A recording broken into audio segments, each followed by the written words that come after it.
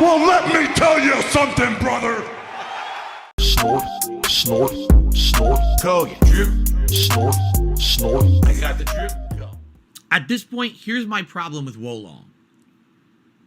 When Neo came out, there weren't that many games that were competing with FromSoft. FromSoft was very much still in their own lane as this is our specialty, it's our baby, it's our thing. We're known for the hyper difficult games, the unforgiving, crushing enemies and challenges and difficulty. Like that was their thing. Correct? Everyone can agree. Now here's the thing. Since then we've had Neo 1, Neo 2, Lords of the Fallen. We've had just in the last year, what's the one with the guns that plays like Dark Souls? Then last year we had the one, with the robots. I can't remember the name of that one. It was a bunch of cyborg robots that was like Dark Souls.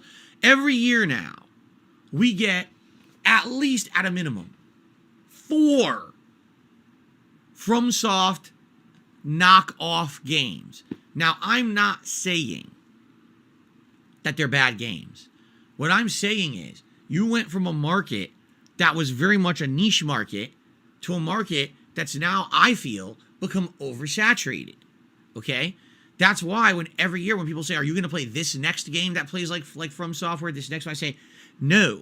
If you would like to see me play a game like that, I will play a From Software game. Do you want me to go back and do a second or third run of one of theirs? Do you want to see me do my New Game Plus run of Elden Ring? I'll do that. But I don't feel like I should go and play these knockoff games. And it's funny because you got someone like Ruffian Forever who just says, you didn't even play those games. You don't know anything about them, except that I watch people play them. Oops. Yeah, I do my research. And like last summer, there was 3 knockoff Dark Souls games. One of them had something to do with, I can't remember the name of it, but it was something to do with, like, you look like a doctor, like one of the plague doctors, right? I can't even remember what it was called. Dinesia? Whoa, that game was terrible. That game, it starts off strong, and within an hour, it's insanely repetitive, boring as shit. Everything looks the same. Then you get to the second world. It's cool for 10 minutes. Then everything's the same. Repetitive shit. It's boring as dirt. Okay? What was the other one with the robots? Dude, the combat of that game is terrible. I was watching someone play. I'm like, dude, that is such a horrible knockoff of what From Software has done, and it fails. It's not entertaining. It's the same repetitive shit over and over and over. That really is the problem with these knockoff games. They're very repetitive. While when you play a FromSoft game, you're constantly being faced with something original, a different challenge, a different location, cool world design. These other games, you can tell they don't have the budget, the means, the development, the number of developers, the length of time, the skill. They don't have the means to make a game as good as a FromSoft game. And it just ends up feeling like a pale clone or an attempt to... Mortal Shell, that was the one with the robots. Thank you. Definitely, they don't feel that good. You know what I'm saying? So, I've seen these. And I'm not sitting here crapping on it and saying, don't play them. I'm saying, if I don't want to play them, I'm going to skip them. They don't look that good. Okay? But in regards to Wolong, I feel like we're years later. How many years removed are we from Neo, right? We're talking like 7 years, right? From Neo 1. So there's been so many of these games now that even though this is the same developer of Neo, and Neo felt like something special that was a standout 7 years ago, now there's been so many of these games. It's not Mortal Shell. I got them confused. All right. No, I didn't play Mortal Shell. I didn't see Mortal Shell. I saw the one that was the androids fighting each other. I can't remember which one that was. Anyway, neither here nor there. The point is, there's just too many of them. And when there's too many of them, and they all feel the samey, and if it's not as good as the FromSoft game, it stands out. That's what's happening when I play Wolong. I'm like, man, here we go. Rush into the fray, and I'm fighting and fighting and fighting. I'm parrying. Wait a minute. All of a sudden, I can't tell what's going on. There's a cluster of enemies, plus AI assistants are coming in and fighting, and there's giant fucking animations on the screen, and now the frame rate's dipping, and I can't tell what the fuck's going on. Instant death. Oh. Okay. I guess I'll try that again. And I run in, and I'm fighting. Okay. So now I kind of know the animation's a little better. And I'm parrying, and I'm parrying. Oh, you've slipped off the cliff. What? Why?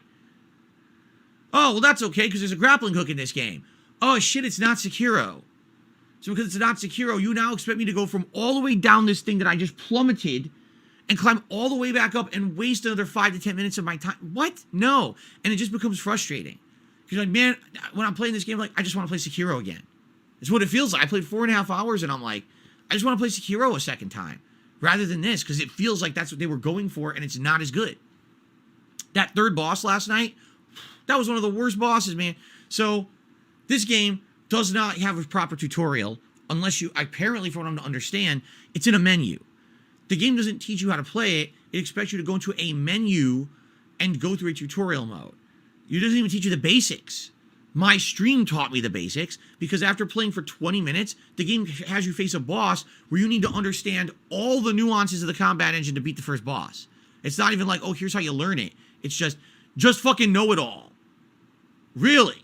Just know everything on the first boss, 20 minutes into the game.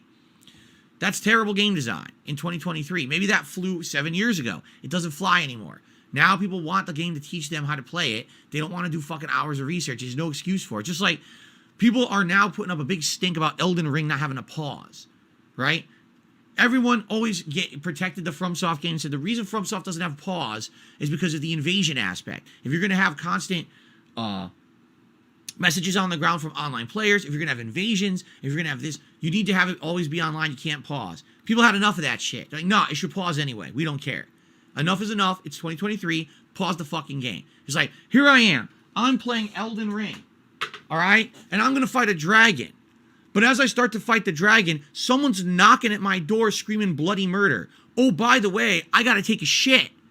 So here I am. I'm fighting a giant fucking dragon. I'm turtling in my pants because I got a shit so bad, and someone is knocking at my door as if something is life and death situation, but I can't pause the fucking game. So I got shit stains in my pants. The fire department kicks in the door to tell me there's a zombie invasion, and then the zombies come and eat me on my couch because I couldn't pause my fucking game, and I'm covered in shit. Just put a fucking pause button in the game, right? That's what people are saying. You know, they're freaking out about it. I think it's... Oh, by the way, I didn't even get to kill the dragon. I died. You see? But anyway, this is the point I'm making is it seems like these outdated mechanics are now being demanded that things get improved. Correct? So I'm sorry. In 2023, you have to teach me how to play your game. And Wolong doesn't do that. Wolong's like, oh, well, figure it out. Or, oh, did you go to the menu within the menu to find the secret tutorial that we hid behind 5 menus? No, because I don't care. I want to play your fucking game, stupid. I don't want to fucking waste my time going through your menu shit. So it's bad in that regard. Once the stream chat told me how to play it, I actually started enjoying it because I kind of understood it. I was like, oh, okay. Now I'm getting some of the game mechanics is making more sense to me. But to me, again, is there anything in this game that stands out that's bad? Maybe the bosses aren't equal. For example, the first boss is actually really good, but tough because you don't know how to play it. I would say the bosses in the second world are perfectly fine. And then the end boss of the third stage is awful. This boss is like, okay, he's a mage. What does he do? He fucking just throws spells constantly. So you run and you beat the shit out of him, but he teleports away, which is super annoying, right? He literally has unlimited magic, never has a cooldown or anything. So you can just do it, spam it if he wants. It's really fucking annoying. There's a second phase where now he kind of has super armor, but then he has 3 secret mages hiding on the sides of the screen that you need to find and kill to get rid of his buff. It's just stupid. It's not a fun fight at all. It's very, very boring, repetitive, grindy, and a waste of time. It doesn't teach you anything about the game. It's not, you don't feel accomplished when you beat it. It's just annoying.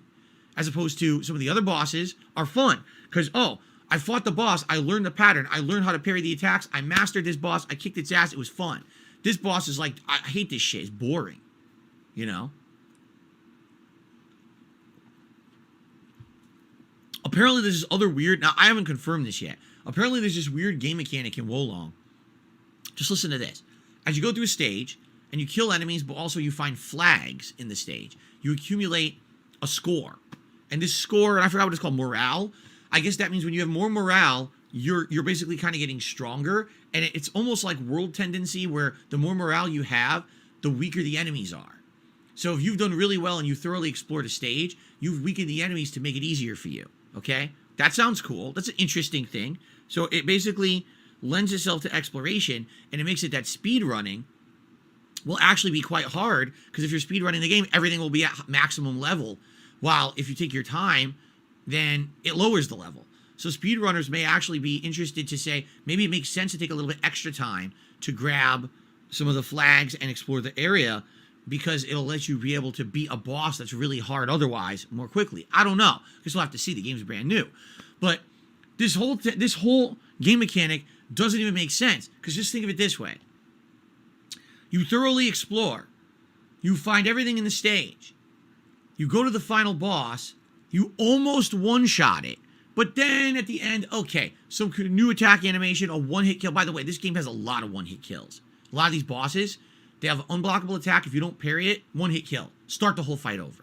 It's stupid, in my opinion. That's really dumb. So, then you go back to fight the boss again. Oops, well, because you died, your morale lowered.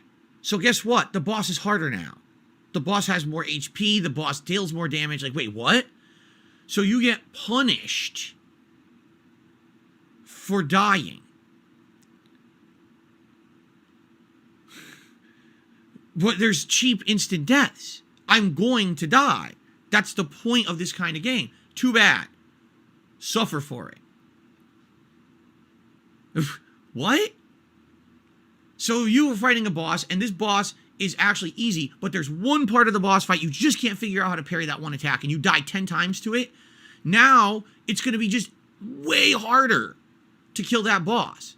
Now, Swaggin says, well, part of this system is if you constantly parry the boss, called riposte in this game, then you'll actually lower the morale anyway of the boss. True.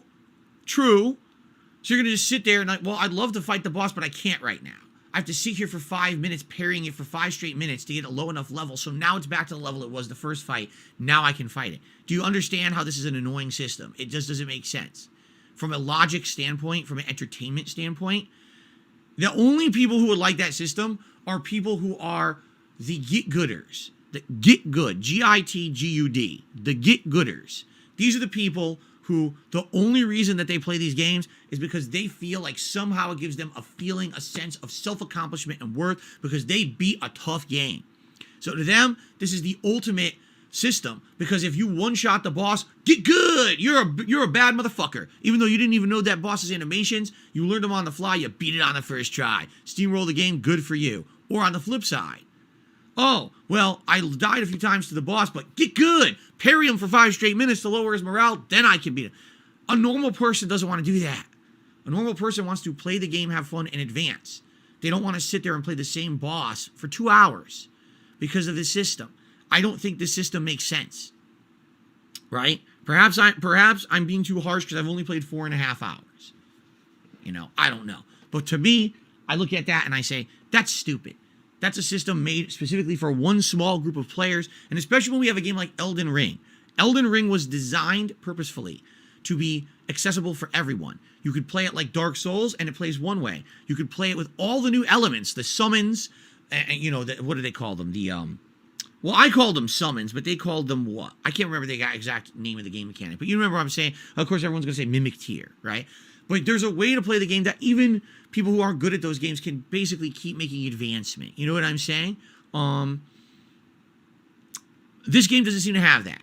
This game, it's like, okay, we're back to fuck this. You have to get good if you want to make it advance. And listen, it's not that it's hard. It's not really even that hard. I mean, I played for 4.5 hours. I beat the first 3 worlds. It's not like I was stuck on anything for any excessive amount of time or anything like that.